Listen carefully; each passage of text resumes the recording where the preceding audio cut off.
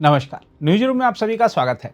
NCP के दोनों धड़ों के सामने इस समय सबसे बड़ी चुनौती विपक्ष या सत्ता पक्ष से नहीं, बल्कि अपनी ही पार्टी के भीतर से खड़ी होती दिख रही है।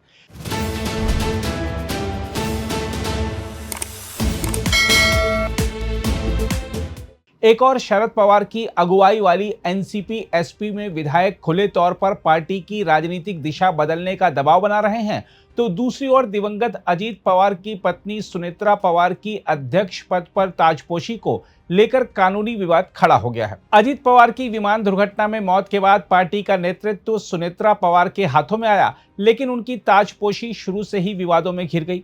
पार्टी के राष्ट्रीय सचिव सचिदानंद सिंह ने कानूनी नोटिस भेजकर उनके चुनाव को असंवैधानिक करार देते हुए रद्द करने की मांग की है। उनका कहना है कि पार्टी के संविधान के अनुसार अजीत पवार के निधन के बाद राष्ट्रीय कार्यकारी अध्यक्ष प्रफुल्ल पटेल को अंतरिम अध्यक्ष के रूप में काम करना था और राष्ट्रीय अधिवेशन बुलाने का अधिकार भी केवल उन्हीं के पास था। इसके बावजूद पार्टी के महासचिव बृजमोहन श्रीवास्तव ने अपने स्तर पर अधिवेशन बुलाकर सुनेत्रा पवार को राष्ट्रीय अध्यक्ष चुन लिया। नोटिस में निर्वाचन आयोग को भेजे गए अलग अलग पत्रों और पदाधिकारियों की सूचियों में विरोधाभास का भी मुद्दा उठाया गया है। सचिदानंद सिंह ने 15 दिन के भीतर पूरे चुनाव को निरस्त कर नए सिरे से स्वतंत्र और निष्पक्ष संगठनात्मक चुनाव कराने की मांग की है। इस विवाद के बीच प्रफुल्ल पटेल का बयान भी काफी महत्वपूर्ण माना जा रहा है।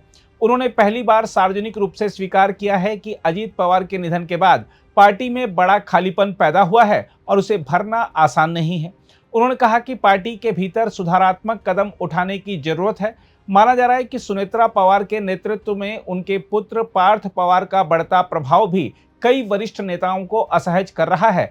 कम राजनीतिक अनुभव के बावजूद पार्थ की बढ़ती भूमिका को लेकर पार्टी के भीतर नाराजगी लगातार बढ़ रही है। उधर शरद पवार की अगुवाई वाली एनसीपी एसपी भी कम संकट में नहीं है। पार्टी के 10 विधायकों में से कम 5 विधायक नेतृत्व पर दबाव बना रहे हैं कि विपक्ष में बने रहने की बजाय सत्तारूढ़ राष्ट्रीय जनतांत्रिक गठबंधन का हिस्सा बना जाए। इन विधायकों का तर्क है कि सत्ता के साथ रहने पर उनके क्षेत्रों के लिए विकास निधि और प्रशासनिक मंजूरियां आसानी से मिल सकेंगी। कई विधायक यह भी मानते हैं कि पार्टी का मौजूदा राजनीतिक रुख लगातार भ्रम पैदा कर रहा है। कभी सरकार के खिलाफ खुलकर विरोध नहीं किया जाता, तो कभी मतदान से दूरी बनाई जाती है। ऐसे में विपक्ष में बने रहने का औचित्य कमजोर पड़ रहा है। शरद पवार ने अब तक इस पूरे विवाद पर कोई स्पष्ट रुख नहीं अपनाया है। उनकी चुप्पी ने अटकलों को और हवा दे दी है। हालांकि कार्यकारी अध्यक्ष सुप्रिया सुले ने सार्वजनिक रूप से राष्ट्रीय जनतांत्रिक गठबंधन में जाने की संभावना से इनकार किया है, लेकिन पार्टी के भीतर दबाव लगातार बढ़ रहा है। वरिष्ठ नेता जयंत पाटिल भी अनौपचारिक बैठकों में यह स्वीकार कर चुके हैं कि पार्टी के लगभग आधे विधायक सत्ता पक्ष के साथ जाने के पक्ष में हैं। राजनीतिक हलकों में यह चर्चा भी तेज है कि यदि पार्टी विपक्षी गठबंधन में बनी रहती है तो उसका कांग्रेस में विलय हो सकता है, लेकिन कांग्रेस का रुख इससे अलग बताया जा रहा है। कांग्रेस नेतृत्व सीधे विलय की बजाय चुनिंदा सांसदों और विधायकों को अलग अलग समय पर अपने साथ लाने की रणनीति पर काम कर रहा है। इसके पीछे संगठनात्मक संतुलन बनाए रखने की चिंता बताई जा रही है, क्योंकि पूरी पार्टी के विलय की स्थिति में बड़े नेताओं को संगठन में महत्वपूर्ण जिम्मेदारियां देनी पड़ सकती हैं। इस बीच शरद पवार की हाल की राजनीतिक मुलाकातों ने भी अटकलों को और तेज कर दिया है। महाराष्ट्र कर्नाटक सीमा विवाद से जुड़ी बैठक के दौरान उनका अचानक उप मुख्यमंत्री एकनाथ शिंदे के कार्यालय पहुंचना और बाद में जयंत पाटिल का भारतीय जनता पार्टी के राज्यसभा सांसद विनोद तावड़े से मिलना कई सवाल खड़े कर गया है। इन मुलाकातों से शिवसेना उद्धव गुट भी असहज नजर आया। संजय राउत ने कहा कि शरद पवार अपनी पार्टी के बारे में जो फैसला लें वह उनका अधिकार है, लेकिन एकनाथ शिंदे के कार्यालय में जाकर बैठक करना शिवसेना को पीड़ा पहुंचाने वाला कदम है। दूसरी ओर महाराष्ट्र कांग्रेस का कहना है कि उसे भरोसा है कि शरद पवार ऐसा कोई फैसला नहीं करेंगे जिससे उनकी धर्मनिरपेक्ष और प्रगतिशील छवि को नुकसान पहुंचे। बहरहाल यह स्पष्ट है कि एनसीपी के दोनों धड़े इस समय अलग अलग मोर्चों पर गंभीर संकट से गुजर रहे हैं।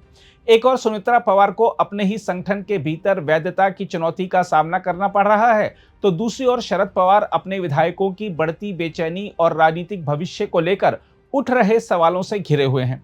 ऐसे में सबसे बड़ा सवाल यही है कि क्या बदलते राजनीतिक हालात और संगठनात्मक संकट आखिरकार एनसीपी के दोनों धड़ों को फिर से एक मंच पर आने के लिए मजबूर करेंगे, या फिर यह अंदरूनी संघर्ष पार्टी को और अधिक कमजोर कर देगा।